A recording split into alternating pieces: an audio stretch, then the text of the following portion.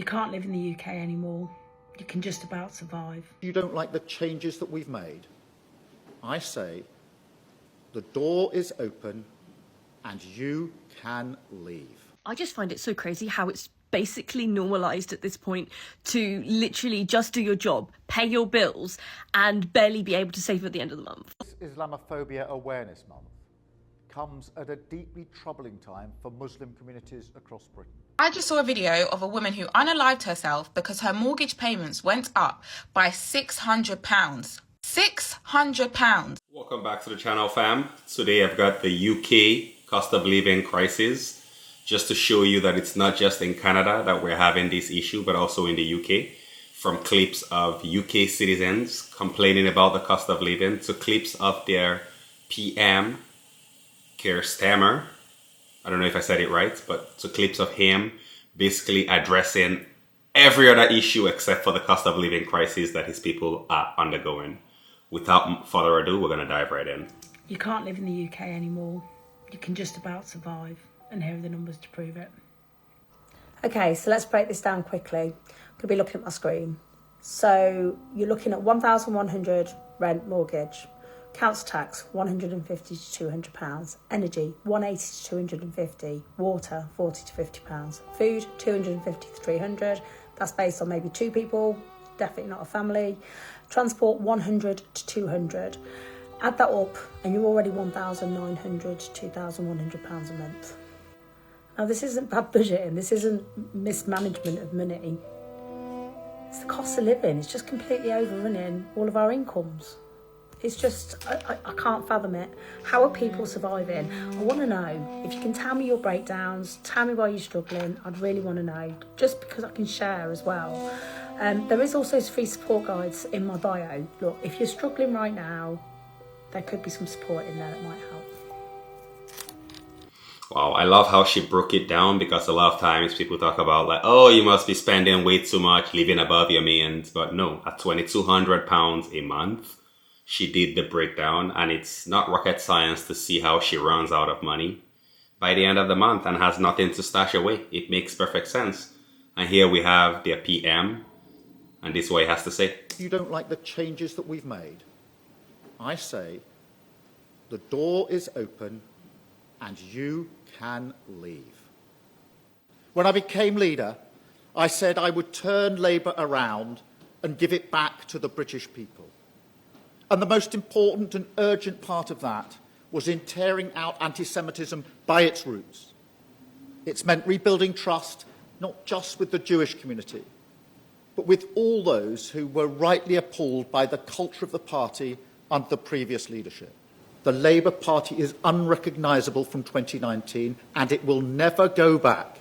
Yeah, if you ask me, I think the people that this man needs to be building the trust back with are the people that he's governing.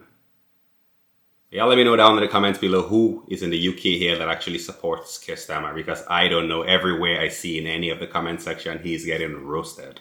So I think he needs to be working on building the trust of his people and focus on them rather than everything else going on. I just find it so crazy how it's basically normalised at this point to literally just do your job, pay your bills, and barely be able to save at the end of the month. Like, it's just so normalised to go to a grocery store and literally panic every time you go grocery shopping, because everything's just so fucking expensive, and every time you go to the shop, everything's just like doubled in price. I was having a conversation with my sister and I was just saying, like, I'm so fucking upset that I can't spend the money that I want to spend on my family for Christmas, because everything, like, just surviving is so fucking expensive. Like, yes, like, I am not as poor as some people, that I know some people are literally struggling to even, like, exist.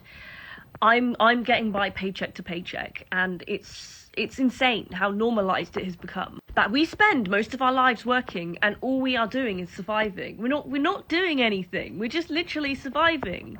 Like, most of us can't even afford to buy a fucking shitty flat, for fuck's sake. Every year, electric goes up, everything goes up, everything but the salary. And I'm just like, it's so fucking normalised. And it's literally going to get worse. It's going to get worse. And I don't want to sit here and be like hopelessness, but it's not going to get any better.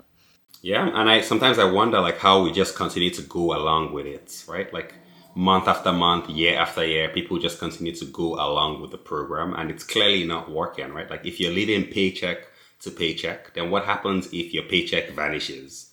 We already know that the layoffs have been exploding in the year 2025, and it's even set to even be more by next year. So if you're living paycheck to paycheck, what happens when that paycheck is taken away? That is how homelessness happens. Sometimes it's not all about addiction problems. Sometimes it's simply because the system just eats away at the people until there's nothing left to eat, and then spits them out on the road. Islamophobia Awareness Month comes at a deeply troubling time for Muslim communities across Britain. We've seen a devastating rise in Islamophobia, leaving people feeling fearful and unsafe in their own country. You know what? What about the cost of living phobia, right? Can we focus on that phobia? The one where people are not able to afford their day-to-day essentials? Let's focus on that phobia first, okay? How about that?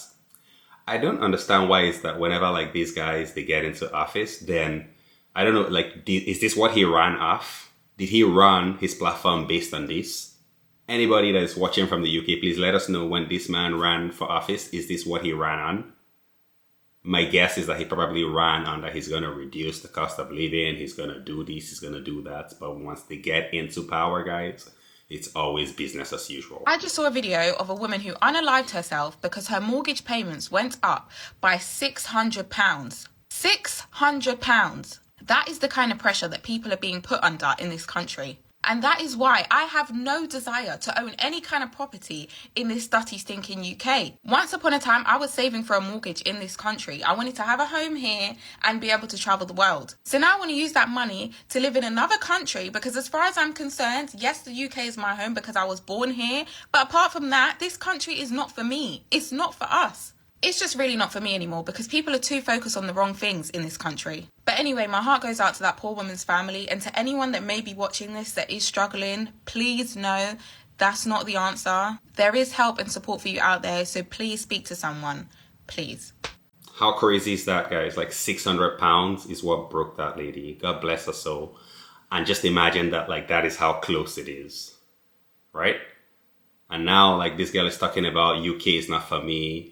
But where is for her? Where is for us? Because Canada is the same thing. The US is the same thing. And these are the best places to really go to, right? Australia, Canada, US, UK. Where else are you going to run to? So if the UK is not for you, chances are that Canada is not for you either. So where do we go? Where do we turn to? Curious to hear your thoughts down in the comments below. As usual, I'm going to be linking these videos in the description. Feel free to go check out these creators. Give this video a like and a subscribe just to let me know that you're working with your boy Le Vibes. And until next time, peace.